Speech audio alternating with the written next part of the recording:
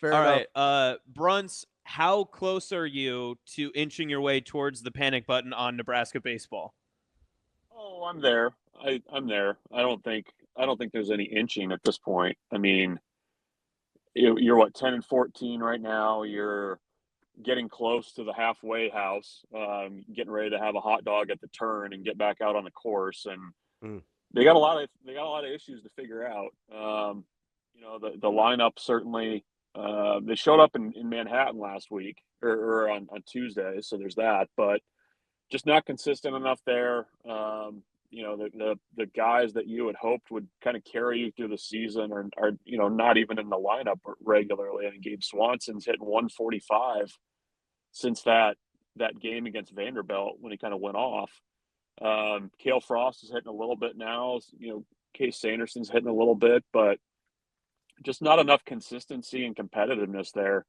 And the pitching, I think, for the most part, has been okay. But just you've not seen consistent winning baseball at any point this season, so that's a big concern. I mean, and the Big Ten standings being what they are, you're three series into the schedule right now, and you got a lot of work to do just to get to Omaha to qualify for the tournament. So I think you're probably at the point of panic a little bit, and the coaching staff's got to figure out what buttons they have left to push there, because I mean, it's you're kind of sitting there right at a bad time when you're trying to get right. You've got number 5 Oregon State coming to town, so we'll see what they can get done this weekend. But this stretch of games is huge because you've got 3 against Oregon State, you got Creighton, you got Omaha, and then you dip back into conference play. So you got to start winning some games in a hurry here.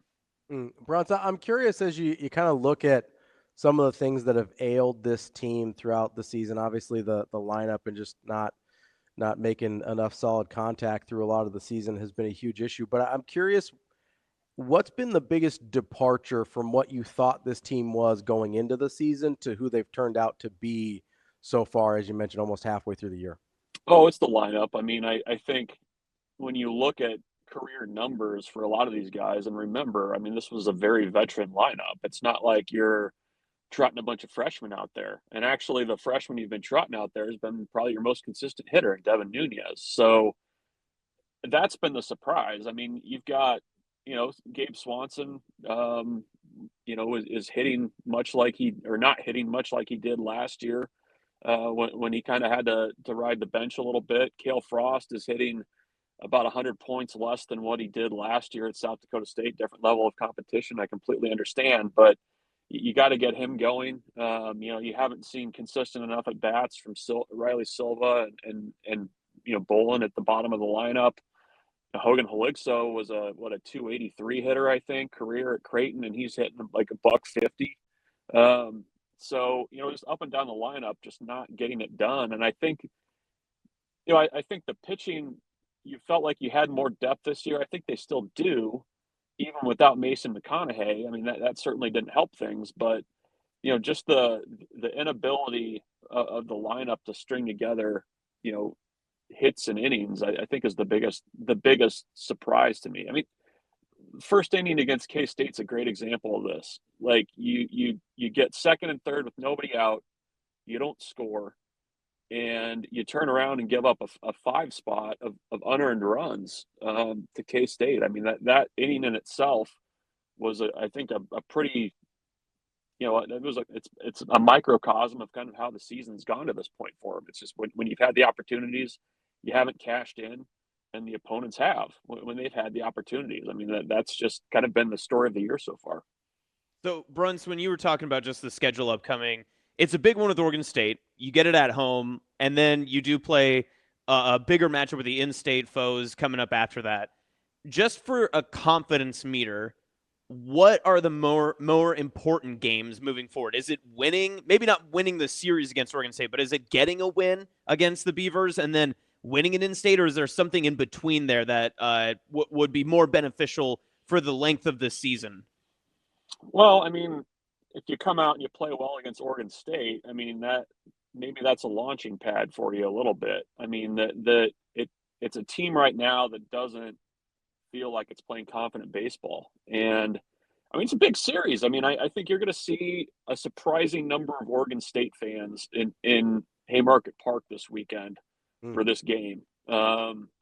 So, I think Nebraska kind of finding itself playing well against a team like Oregon State would be huge. And then if you're able to do that, then the question is, how do you carry that over into the midweeks? Because we're in like a bizarro world now where Nebraska largely wins its midweeks and is struggling on the weekends. So, if you can do that against Creighton and Omaha and kind of start playing good baseball, as you get to back into conference play, I mean that's the goal. So I mean it has to start this weekend, and I think one concern that Will Bolt has expressed in post game interviews about this team is how do you respond? I mean, when you fall behind, do you keep fighting? I mean, he kind of said, that's the price of admission. That's not something you hang your hat on, and they just haven't done it enough this year. So they're going to get an opportunity to have to respond this weekend against Oregon State. I mean, I think that's a very finessed way of saying that it's a damn good baseball team that's coming in here this weekend. Bruntz, I wonder, is there kind of a point of no return in your head where you look at and say, hey, I know that there's a history with some of these guys being more successful than they have been, but we're at a point in the season where this is just obviously who they are this year. Like, have we gotten to that point? Are you still holding out hope that there's going to be some sort of turnaround? I mean, in the grand scheme of baseball, 24 games isn't the most giant sample size, but as you mentioned, like we are getting kind of close to that halfway point. Like, is there a point where you're just like, this is just who they're going to be this year? Yeah, I mean, I think I still think you're seeing better at bats from some guys. Like Frost, Frost is turning the corner a little bit. I think. I think Case Sanderson was on base 4 times or 5 times against K State, had a double and a home run. The other thing that's kind of tough with the way that they scheduled this year, and plus you've got 2 added Big Ten series.